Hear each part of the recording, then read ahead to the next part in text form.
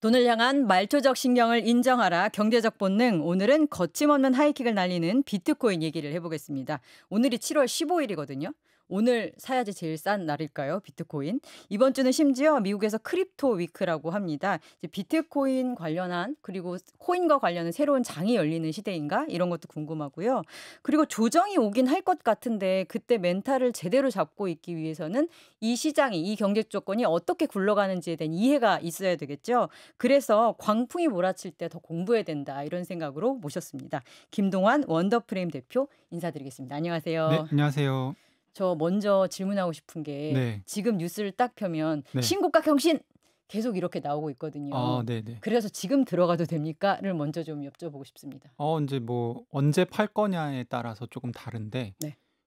상당히 좀 오래 가지고 계실 거다. 음흠. 적어도 뭐 한 2-3 년? 2-3년 기준으로 네. 그러면 지금 사도 괜찮죠. 아, 그 말은 중간에 출렁출렁할 것이다. 굉장히 출렁출렁할 가능성이 아. 높고 사실 생각보다 많이 떨어지게 될 가능성도 동시에 상존하고 있습니다. 알겠습니다. 하지만 2-3년 갖고 있으면 우상향의 가능성이 매우 높으므로 네. 라고 대표님은 판단하고 계십니다. 라는 것을 첫 번째로 놓고 이제 시작을 해보도록 하겠습니다. 가상화폐 비트코인이 사상 최초로 12만 달러 선을 넘었다. 시총이 3천조 원을 넘었다고 하더라고요. 네. 이 정도면 이제 명실공히 세계 5대 자산 등급. 근데 사실 그 코인 쪽에 있는 분들은 그거를 이게 세고 있진 않습니다. 왜요? 그냥 이게 성격이 음. 워낙 좀 다르니까요. 독보적인 성격을 갖고 있어서. 아, 기존 자산과는 다른 성격이기 때문에 같은 선상에 놓고 하는 말들이 의미가 없다. 그쵸. 이 부분을 이해를 못하면 음흠. 사실 이게 제일 핵심이라 생각하거든요, 그 저는. 부분 얘기해 주세요, 그럼. 네.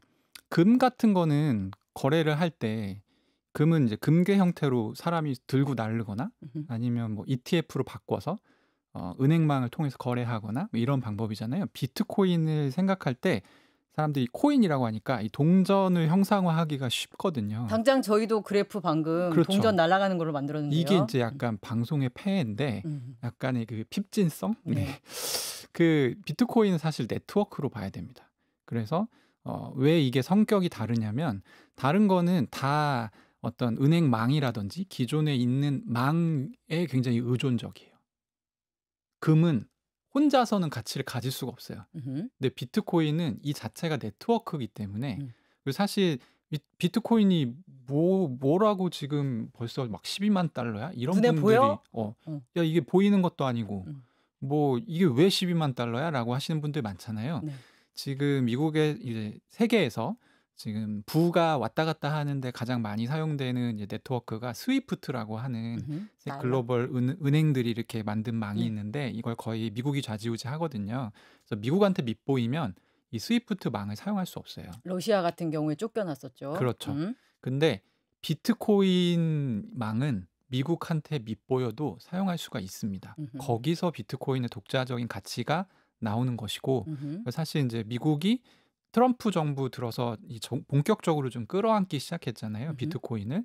트럼프도 엄청 대선 기간 때부터 칭찬을 많이 했었고. 나는 크립토 대통령이 될 거야. 그렇죠. 그게 뭐냐면 내가 부셔버릴 수 없다면 내 걸로 만들어야겠다. 어허, 내가 나는 포획을 하겠다. 그쵸. 그런 그럼 마인드라고 봅니다. 그 부분에서 질문을 드리고 싶은 게 비트코인을 많이 확보한 자는 그 주체가 한 명이라는 걸 가정해서 그 네. 국가라고 가정을 할 수 있겠죠. 미국이라는. 그러면 굉장히 많은 비트코인을 갖고 있다면 그 네트워크에서 지배권을 확보할 수 있어요? 아니요. 그럼에도 불구하고. 그러니까 지배권을 확보하는 방법은 네. 그 비트코인을 이제 채굴하는 방법이 있어요. 이 블록체인이다 보니까 음흠. 블록체인이 계속 만들어지면서 장부가 기록이 되거든요. 어떤 거래가 오갔는지. 근데 그 기록을 하는 사람을 채굴자라고 합니다. 음. 그래서 비트코인 채굴을 하는데 지금 미국에서 채굴을 많이 하고 있어요, 이미. 음. 근데 비트코인에서 정말 많은 사람들이 채굴을 한다. 네. 그래서 50% 이상이 채굴을 한다라고 하면 미국이 이 네트워크에 상당한 지분을 갖고 있다라고 얘기할 수가 있게 되는 거죠. 하지만 그게 한 명의 주체가 아닌 이상 네. 채굴자들은 또 여러 명일 테고 그러니까 그렇죠. 굉장히 독점적인 권력을 행사할 수는 없는 형식의 자산이다. 그렇죠. 라고 근데 이해하면 이제 되나요? 또 여기가 이제 약간 요 엉뚱한 곳으로 빠질 수 있는 네. 부분이긴 한데 사실 비트코인 ETF라는 물건이 있어요. 그렇죠. ETF는 비트코인을 주식 거래소에서 거래할 수 있게 한번 랩으로 쌌다고 생각하시면 됩니다. 아, 포장을 포장을 했다. 했다. 뭐 제도권 안에 있으니까 좀 안전하긴 하겠다. 그렇죠. 네. 근데 이 포장을 하게 되면 음. 주식 거래소, 그러니까 원래 있었던 기존 금융망에서 왔다 갔다 할 수 있겠죠. 포장을 했으니까. 그렇습니다. 예. 근데 비트코인은 원래 이 야생성, 음. 얘만 다니는 길이 따로 있어요. 나는 중앙이 너무 싫어 라면서 예. 탄생했던 애니까요. 탈중앙화 방식으로 되는 애인데 얘를 ETF로 쌌더니 은행에서 왔다 갔다 할 수 있게 된 거예요. 그래서 이 딜레마가 있는데 이게 이제 페이퍼 비트코인이라는 딜레마입니다. 페이퍼 비트코인은 그 채권 같이 그러니까 페이퍼 쌌다는 거예요. 원래는 비트코인은 왔다 갔다 하고 얘가 많이 왔다 갔다 해야 채굴자도 이득을 좀 보고 이 생태계가 유지가 되는데 네. 모든 비트코인을 다 ETF라는 형태로 싸버리게 되면 비트코인의 어떤 이 야생성이 무력화돼요. 지금 그런 게 상당히 진행 중이잖아요. 그 진행 중인데 아직은 뭐 그걸 염려할 정도의 수준까지는 아니고. 그렇습니까? 네. 근데 이제 요런 기란 관계가 있다는 거. 그래서 사실 지금 제가 말씀드렸던 부분이 조금 어렵게 느껴지실 수도 있고 그런데 이거를 이해해야 사실 오늘 이 뒤에 나오는 얘기들을 조금 같이 이해하기가 편합니다. 그리고 지금 2-3년 보실 분들도 계시잖아요. 네네네. 그런 분들은 꼭 이해를 하셔야 된다는 거. 그런데 지금 이 비트코인이 기본적으로 오른다라는 건 수요가 많다는 거고 네. 이번에 수요가 많은 거는 기관 투자자들이 굉장히 많이 참여했다라고 이제 언론에서 얘기들을 하거든요. 그 네. 기관 투자자들은 주로 ETF 쪽으로 가지 않나요? 그것이 두 가지 종류가 있습니다. 2024년부터 ETF가 이제 출연을 했고요. ETF에 들어오는 자금들은 기관 투자자는 쉽게 얘기하면 법인의 돈으로 투자를 하는 사람들이거든요. 그러니까 남돈 쓰는 사람들이라서 자기 맘대로 투자를 할 수가 없고 네. 법에 정해져 있는 게 있어요. 회사 정관이라든지. 그래서 여기에 비트코인 투자해도 돼 이렇게 써 있는 데는 없거든요. 그렇겠죠. 그래서 비트코인 현물 투자를 못 하니까 근데 ETF는 주식 형태로 싸진 거니까 할 수 있단 말이에요. 이렇게 들어온 그 물량이 있어요. 네. 근데 ETF에는 그러니까 기존에 어떤 좀 나이가 좀 있으신 베이비 부머라든지 이런 사람들이 그러니까 이 크립토라는 이 UX UI가 좀 생경해서 못했던 사람들이 자기한테 편한 이 주식의 UI가 이제 투자 가능하게 되니까 들어온 사람들이 개인이 있고 기관도 있고 근데 지금 얘기하는 이번 상승 올해 있었던 지금 12만 달러 올라가는 상승에서의 기관 투자자는 누굴 얘기하는 거냐면 네. 미국의 상장 기업들을 말합니다. 어허. 상장 기업들이 자기들이 이 비트코인을 사서 보유하고 그럼 이게 자산 가치가 있잖아요. 그때 현물로 산다는 거예요, 그자들은? 그렇죠. 어허. 뭐 네. ETF로 산 사람들도 있는데 상당 부분 현물로 많이 샀다. 네네. 그래서 상당 부분 현물로 사게 되면 요 이제 아주 저는 이 플레이를 그렇게 좋아하진 않아요. 이 방식을. 근데 요걸로 돈을 굉장히 많이 번 스트레티지라고 하는 기업이 있습니다. 네, 네. 한국 분들은 굉장히 잘 아실 거예요. 네. 왜냐하면 이게 서학개미들이 많이 사는 그럼요. 종목이라서 네. 스트레티지가 엄청난 성장을 이뤘기 때문에 우리도 그럼 비트코인 사서 모으면 우리 주가도 떡상하는 거 아니야? 이렇게 생각하는 기업들이 막 앞다퉈서 사고 있어요. 그리고 최근에 나타나는 재미있는 현상은 비트코인만 사는 게 아니고 이더리움이나 다른 알트코인들 사기 시작했습니다. 그래서 지금 이제 좀 시장이 과열되고 있는 측면이고 이런 수요는 사실 예전에는 없었던 수요이기 때문에 비교적 이번에 되게 수월하게 12만 달러 돌파를 했었던 원동력 중에 하나죠. 그 원동력은 살 기업은 그러니까 기업들의 경우에는 큰 손이다 보니까 많이 사니까 더 큰 수요를 창출할 것 같은데 네. 그거는 살 사람들은 다 샀어요? 아니면 계속 사요? 이게 큰 손이라서 많이 사는 그 얘기도 맞는 얘기인데요. 왜냐하면 보유금이 있을 테니까. 근데 이들이 어떤 방식으로 사냐면 나 비트코인 뭐 10,000개 살래요.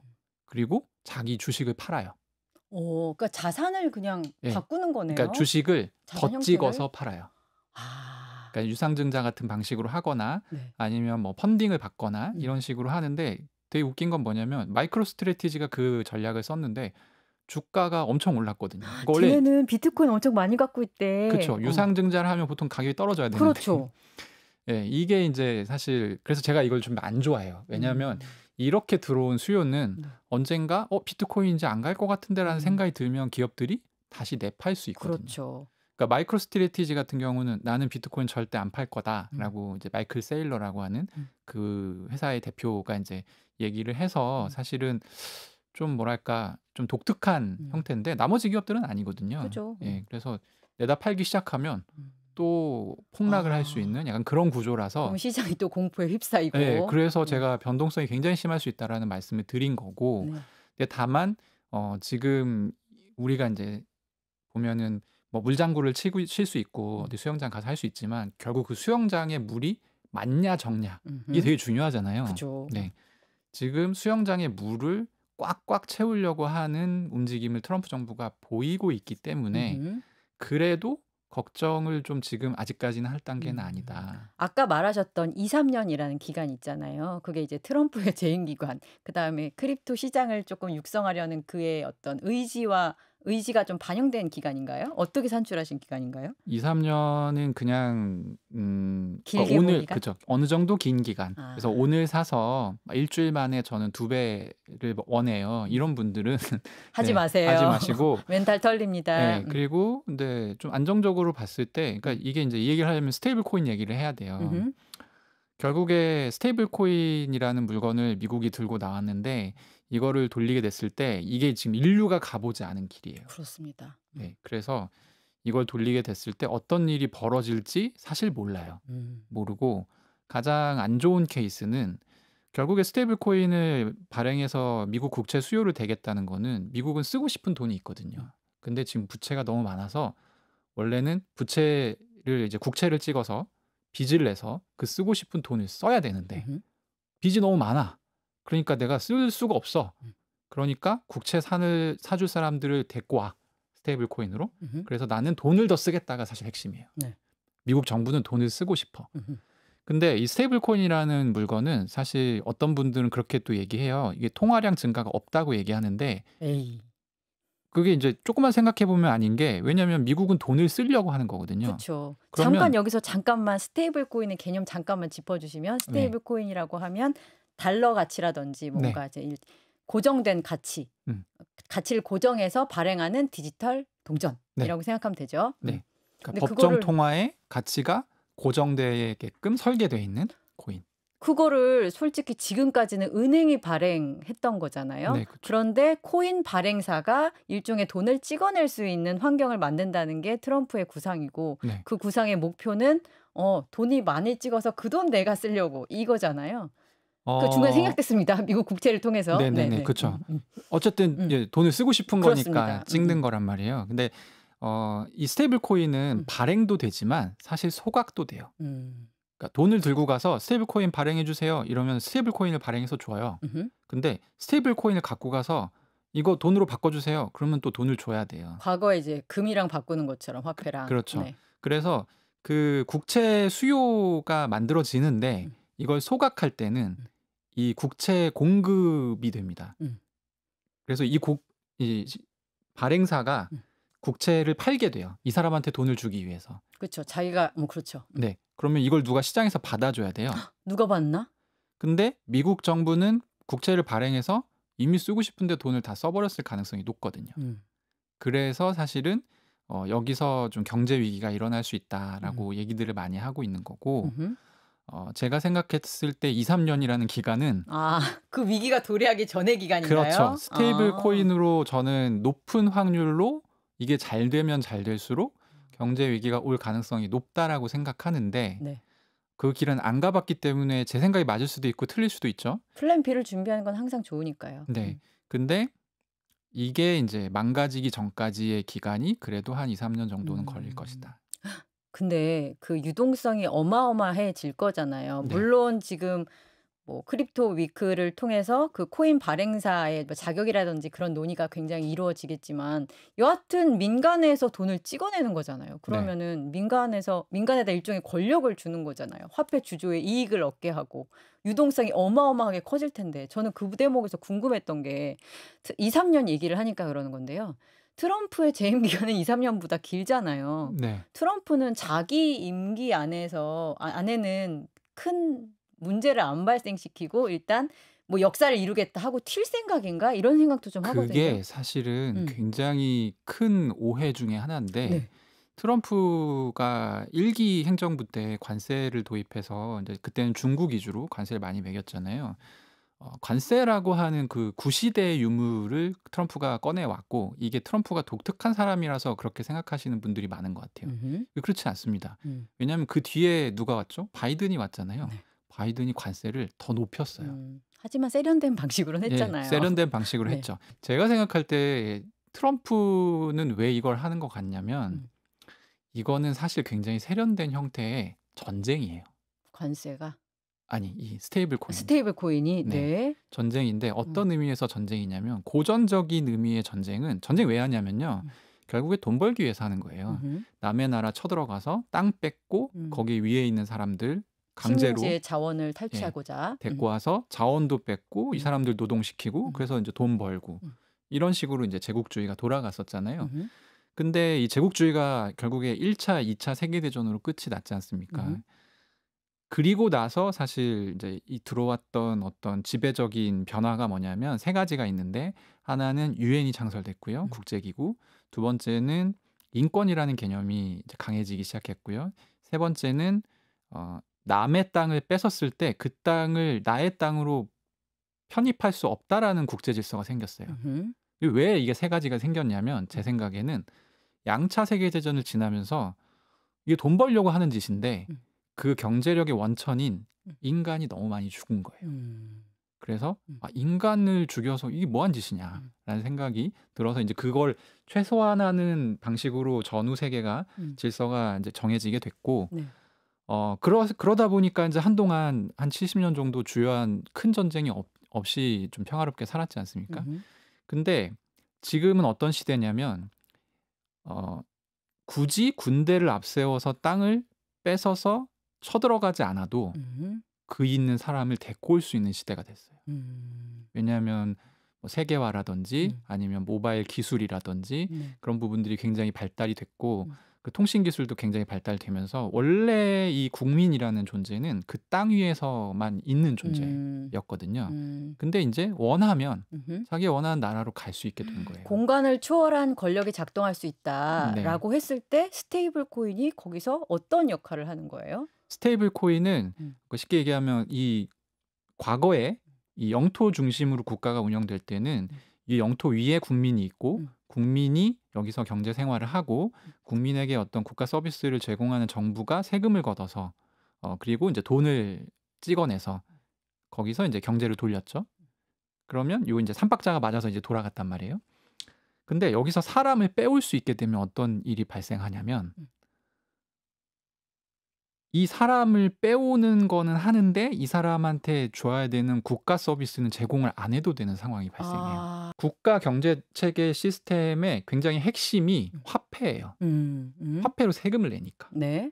근데 어떤 국가의 화폐를 원래 얘네가 쓰는 화폐가 있는데 가령 그걸 달러로 대체를 하게 되면 무슨 문제가 발생하냐면 이 국가에서는 화폐 주조 차익을 전혀 누릴 수가 없게 돼버려요. 신유리지를. 네, 신유리지를. 그리고 이 주조 차익을 누가 가져가냐면 달러를 찍어낸 사람들이 가져가게 되는 거죠. 내가 세금을 내려고 해도 달러로 내야 되니까 그쵸. 달러를 사야 되는구나 이렇게 되는군요. 지금 예를 들면 우리나라를 기준으로 하면 원화는 됐고요. 달러를 살게요. 그러면 달러를 발행하는 자의 이익이 커지는 거고 발행자는 미국이다 이렇게 되는 건가요? 그렇죠. 그리고 이거 한번 여쭤볼게요. 네. 앵커님은 이 위에 사는 사람들이 거기까지 갔을 때 무슨 생각하게 될 것 같으세요? 안전한 달러를 하는 게 좋지 않을까? 아니죠. 그러면요? 이게 나라야? 라는 생각을 하게 돼요. 전 좀 애국자인가 봐요. 네네. 네네. 물론 이제 달러를 몰아내고 다시 원화세계 원하다! 되찾자 외국 이런 거야! 막 얘기를 이러면서. 할 수도 있지만 그 전에 이 경제 체제 자체가 그리고 문화 어떤 사상 이런 것들이 다 돈을 공급하는 쪽으로 종속되게 됩니다. 무섭네요. 그 왜냐면 기초 단계를 지금 그럼 닫고 있는 거예요? 뭐 여기까지 생각을 하고 있는 건 아니겠지만 어쨌든 달러를 밀어내기를 해서 뭐 한국은 그래도 이제 통화 가치가 안정적인 나라기 때문에 좀 덜해요. 사람들이 그걸 잘 체감 못해. 근데 남미 같은데 이제 물가나 그렇죠. 통화 가치가 굉장히 네. 불안정한 곳에 가면 거기는 자기들 통화보다 달러를 더 선호하거든요. 왜냐하면 안정적이니까. 그쵸. 이 경제적 인간이라면 누구나 똑같을 거라고 생각하는데 네. 그러니까 이제 남미 같은 거를 보면 여기 우리가 먹을 수 있을지도 모르겠는데. 그래서 제가 뉴스쇼 나와서도 한번 얘기했었는데 음. 트럼프가 최근에 하는 발언들이 여기까지 생각하면 다 궤가 맞춰진다. 뭐 캐나다한테 51번째 주로 너 들어와라던가. 내주가 되라. 미국이 되라. 캐나다는 경제상으로 미국이 없으면 자립이 안 되는 나라예요. 그렇죠. 모든 것을 자원을 다 수출하고. 네. 그렇군요. 알겠습니다. 그래서 스테이블 코인이 가지고 있는 어떤 일종의 흥망이랄까요? 네. 근데 상당히 긴 시간이 필요하고 그리고 그 과정에서 유동성이 과하게 공급돼서 생길 위기 같은 것도 있으나 그거는 이제 최악의 시나리오인 네. 것이고 그때까지는 일단 코인과 관련한 생태계는 쭉쭉 뻗어나갈 것이다. 그렇죠. 라고 했을 때 스테이블 코인이 잘 나가는 거랑 비트코인이 오르는 거는 무슨 상관이지?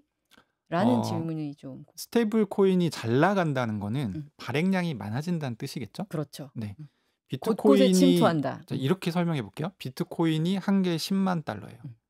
그럼 스테이블 코인이 얼마 필요하죠? 10만 달러면 10만 개 필요하네요. 12만 달러일 때는 그렇군요. 스테이블 코인을 거래하는 수단으로서 비트코인이 유효한 거예요. 그러니까 스테이블 코인을 주고서 살 수 있는 것이 네. 지금 당장은 코인류예요. 어허. 지금 현재 기준으로 네. 스테이블 코인의 용처가 거의 90% 가까이가 코인 사고 파는 데 사용돼요. 그래서 초기에 어떤 그 수요를 가장 빠르게 늘릴 수 있는 방법은 좀 무식할 수 있지만 비트코인 가격을 올리는 거예요. 그렇네요. 여기까지 들으니까 저는 지니어스법은 스테이블 코인 관련한 건데 왜 비트코인 얘기가 섞여서 이렇게 나오고 있지? 라는 물음을 가지셨던 분들한테 이제 대답이 됐을 것 같아요. 그러면은 비트코인과 이제 미국의 어떤 대전략과 관련해서 후에 좀 더 자세히 여쭤보도록 하고 그에 앞서서 비트코인이 막 오르고 있으면서 항상 옆에 딸린 애들이 알트코인. 네, 딸린 애들이 항상 또 그때 또 세게 먹어보겠다는 분들은 또 여기에 많이 이제 사더라고요. 이 네. 부분은 어떻습니까? 이 부분은 지금 이제 2017년에 한번 저희는 불장이라고 표현하는데 불장의 의미는 아무거나 사도 다 오른다라고 해서 불장입니다. 네네. 2017년에 한번 있었고 21년에 한번 있었고 지금 이제 25년에 오려고 하는 찰나인데 아직 불장이라는 걸 적용하기에는 기준이 있어요. 그 비트코인보다 3개월 평균 그 수익률이 높은 게 75% 이상 있어야 돼요. 그러니까 75%. 상위 시총 상위 52 코인 중에 75%가 최근 3개월 이동 평균으로 쳐서 비트코인보다 수익률이 높다. 그러면 알트코인장이 왔다라고 얘기를 합니다. 근데 그 기준에는 아직 좀 미치지 못하고 있는 상황이고 하지만 추세적으로 보면 어떤가요? 추세적으로 보면 근데 좀 많이 변했어요. 그러니까 2017년에는 정말 모든 코인이 다 잘 갔어요. 근데 21년에는 그게 좀 많이 줄어들었고 25년에는 그게 더 많이 줄어들 것으로 예상이 됩니다. 그래서 아무거나 사고 아무거나 가지고 있다고 해서 꼭 내 코인이 올라가리라는 보장은 없고. 왜 비트코인이 평정한 거예요?